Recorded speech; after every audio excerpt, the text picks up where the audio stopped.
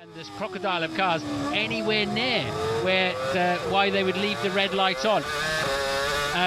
Montoya was penalised last year for that. That's a big accident for Kubica, and a horrible accident going on there. He's moving his hands, and obviously safety car will be out again. And oh yes, he's had an accident very early on, and that was at maximum velocity. I've never seen a car crash like that in this circuit at that place. It's the Toyota he connected with. He took off, oh yes, and headfirst into it. So nearly collected the Toro Rosso of Scott Speed that you would have thought in any normal circumstances would have been well out of the action.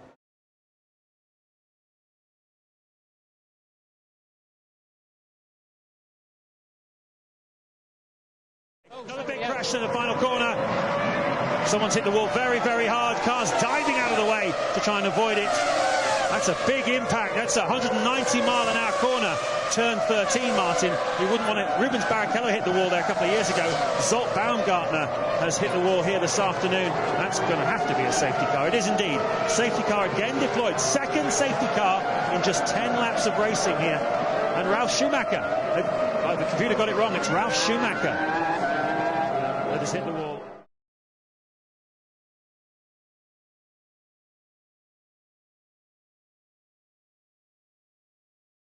That tire advantage is not nothing, though, guys, as we see Joseph Newgarden on the outside of Felix Rosenqvist. Moves that shell car. Oh! Felix in the wall, big time. This is going to be a big hit right here. I don't know if he's going to keep it out of the turn 2 wall. Oh, no! Kirkwood! Ooh! Kirkwood upside down! Guys, this will be a red flag, almost certainly. Huge impact.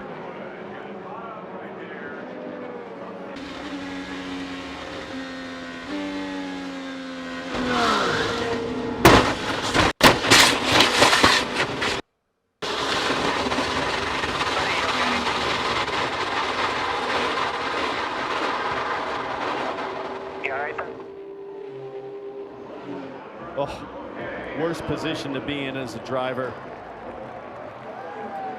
And you see that wheel that was ripped from Kyle Kirkwood's car. It goes flying.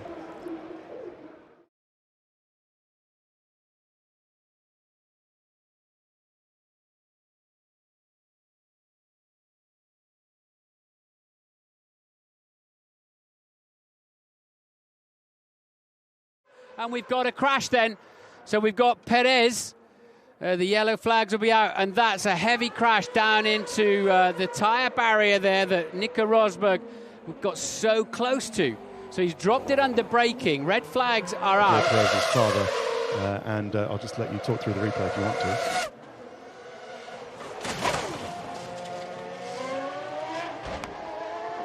Yeah. Okay. So it's a question really of whether the barriers came in towards the driver's cockpit area.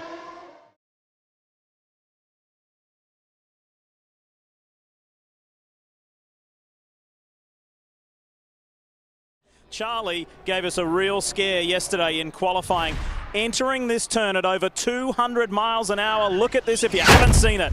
This was violent. It was frightening and testament to the structural integrity of these Indy cars. Charlie Kimball walked away from this very confronting accident. You see it again, real time, real speed, and again going backwards up into the catch fence at over 200 miles an hour. Charlie okay and is ready to race today. Keep in mind, he's good on the ovals too, finishing third at this year's Indianapolis 500.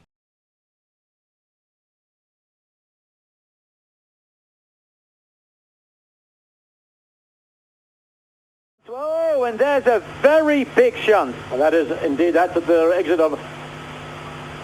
looking at it, it's difficult to tell who it is. Upside down, that car, both left-hand wheels, front and rear, are off. And we have to see the car pushed back. It's Rubens Barrichello, the man who's lying currently second in the World Championship. And that is a serious off for Barrichello. The red flag is out. The session has been stopped. And that debris fencing did a superb job. It not only retained Barrichello's Jordan within the circuit, it kept all the debris, or the majority of it that we can see, also within the circuit. Here we again see, and it's so quick. I mean, that's a fourth gear, probably fifth gear, almost flat out. 130, 40 miles an hour coming through there. So that debris fencing certainly preventing more serious incidents than what is already a very serious one indeed.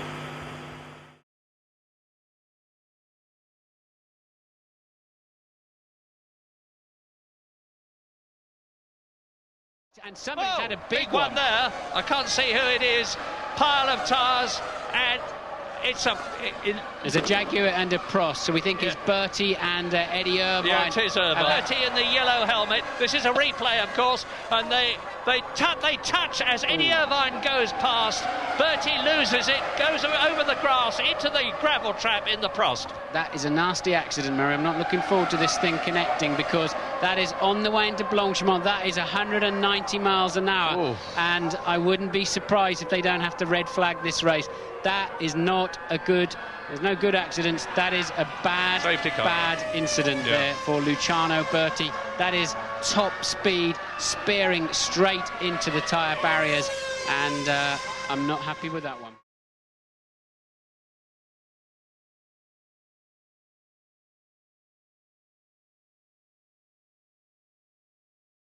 And that is the fastest first lap, the fastest 2 laps that we have seen by a big distance. Both in the 231s, the first driver to put any lap in the 231. So forward trouble. Oh, what a crash. What a terrible crash. Up and over, car flipped. Came back, up and over. Oh. That was a hard hit. He's fine.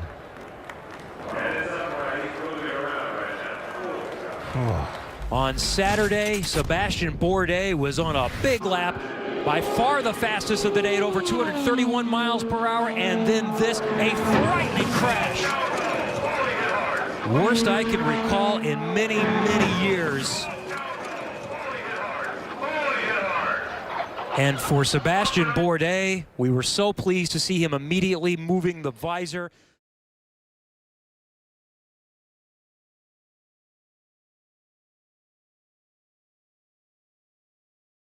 And no, against the wall. That looks like Mark Blundell. Oh, he looks like he's okay, but he's moving in the car. Mark Blundell, a stream of smoke. I don't know if it was because the engine went or because he was already losing it. Hard against the wall, but he climbs out immediately, and of course the yellow comes out. So we're in our second yellow. Oh, yeah. Oh, his motor was definitely going. Somebody was very lucky there. That looked almost. Oh. Oh, that's a lucky impact. That's a lucky impact for him to walk away. And I'll tell you who else was lucky. Was it looked like his teammate. Well, maybe not so lucky. Let's hope he's okay. Look at him pass right behind his teammate. Tucks his nose under his wing. Not a good angle to hit the wall. Car does what it's supposed to, though. That disintegration is good. That's energy leaving the car. He's definitely got a problem there. Something definitely goes wrong. It might have been that smoke we saw coming out of the back of the car, but he didn't even slow down. That's unbelievable impact he took there.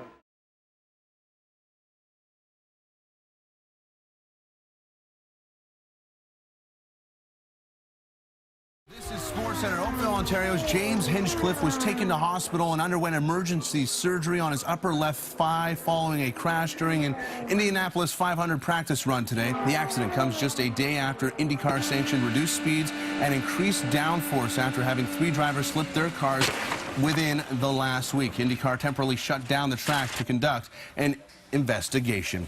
Now, the racing world offered their concern for Hinchcliffe via Twitter after.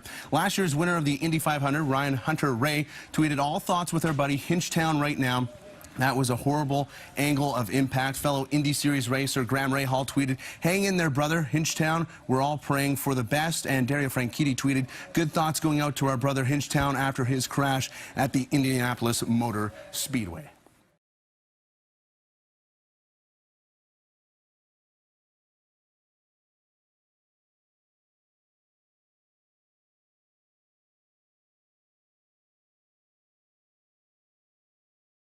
here is how that vector equation manifests itself in reality. This was on Friday. Mauricio Gugelmin, longtime veteran of the series, lost it in 1, hit the wall in 2, hit the wall again here in 3. He was bruised, he was shaken up. He didn't come out to qualify, and then he decided he was just going home and left the track late yesterday. Because of the heavy G loading, they have no feel of actually what the car is doing, and all of a sudden he just lost control of the car. Keep in mind, to give you an idea of the speed, both those drivers, as you said, lost it between 1 and 2. A quarter of a mile later, they finally slowed down in 3 and 4. Big impacts. Mauricio's 66 Gs on initial impact in turn 2, 132 Gs with that last crash we saw down in turn 3. Huge G loading. It's all about speed here, and of course the problem of how to resolve that so that the drivers can physiologically actually effectively drive their cars.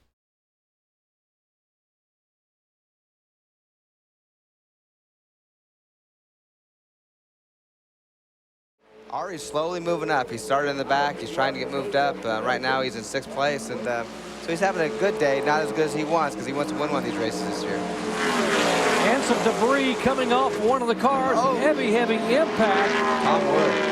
And Tom Wood's car, part of the front of that car coming apart, and heavy impact in the right side of the wall. The front end on the right side at over 180 miles an hour. As Wood was running in 2nd spot. And we saw a couple of parts come off the front of that car. Yeah, maybe we can see it here.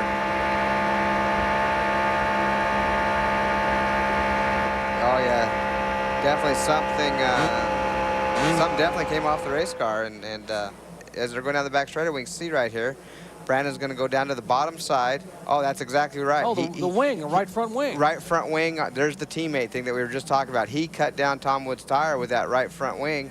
And unfortunately, both cars are done. Both cars are really done and out of a chance. That's that team meeting we were talking about that you don't want to do. And just a mistake by Brandon by running into the back of Tom Wood, cutting his tire down and sending him very, very hard into the wall.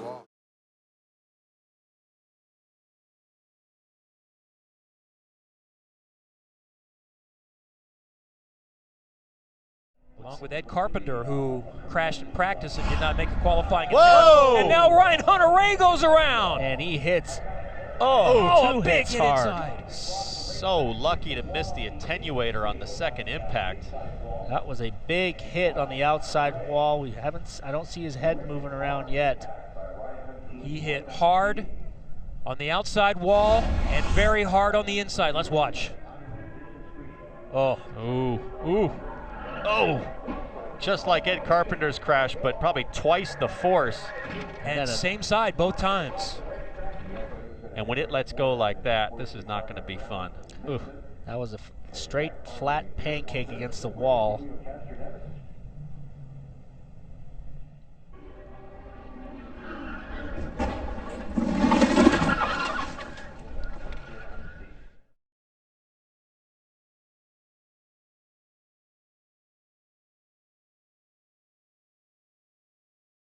And there you see it in one of the Red Bull Cheever drivers. Looks like maybe Patrick Carpentier exiting his car quickly.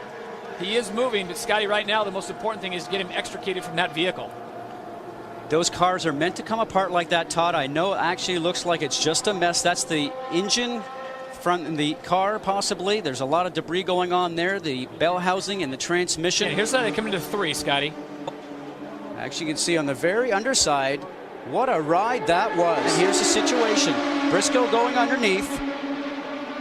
Barron trying to come down on the racetrack. They both are going for the same piece of real estate.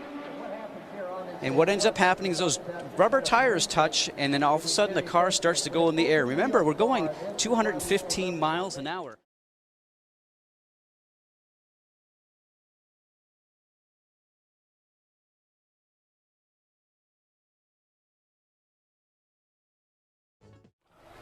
And here at Spa on Friday, we had a sobering reminder that motor racing is indeed dangerous, as Sandro Zanardi lost control of his Lotus at over 150 miles an hour. Almost unbelievably, he survived his horrifying crash practically unscathed. But, unsurprisingly, he's a shaken non-starter today.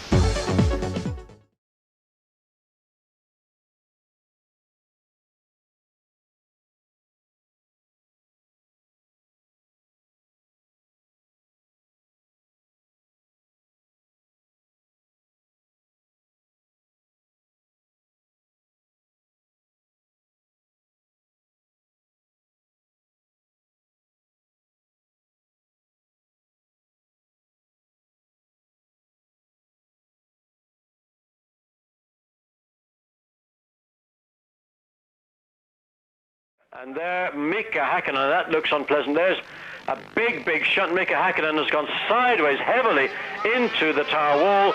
And this may well see a red flag because that car is in a precarious position. That's there's Mika. Oh, look at that. Well, we don't know why the car came so quickly into sight. Even the camera unable to keep up with it. It flew. And really, the loss of speed was almost zero. Even those 2 or 3 marks on the road where you saw the car hit and then bounce again, that was an impact certainly in excess of 100 miles an hour.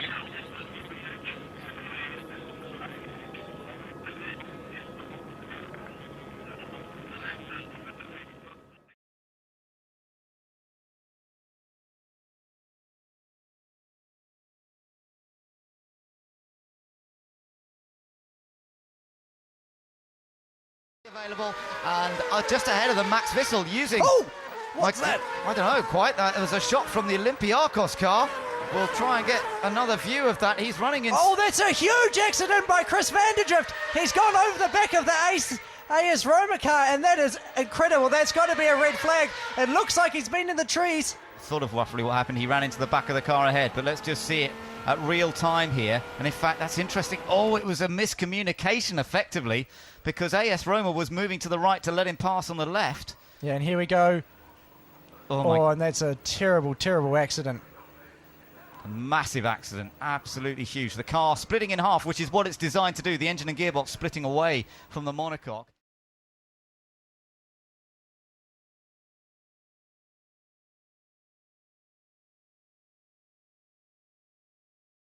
Nothing to lose, just needs to stay in front and win, as you mentioned, Paul. He needs the bad luck for Dixon to fall back to make this all happen. And he's got to be thinking inside his cockpit right now. Whoa! Big crash!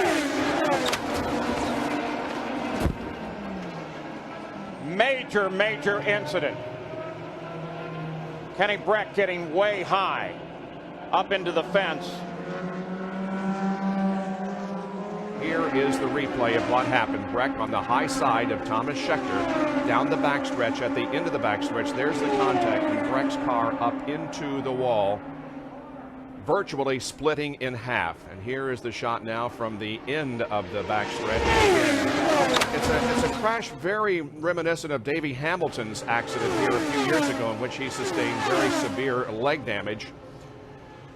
The catch fence keeping the car contained inside the racetrack, but still resulting in a lot of damage to the car. Hopefully no, at least life-threatening injuries to Kenny Breck.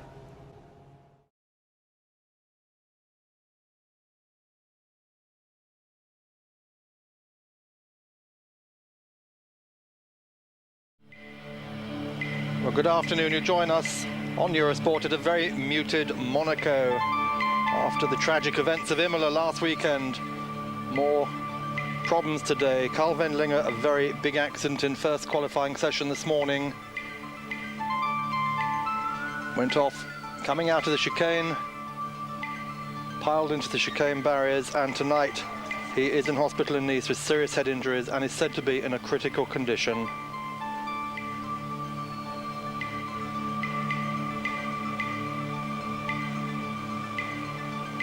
Accident confirming Formula One's worst fears on the first day of serious action after the tragic San Marino Grand Prix.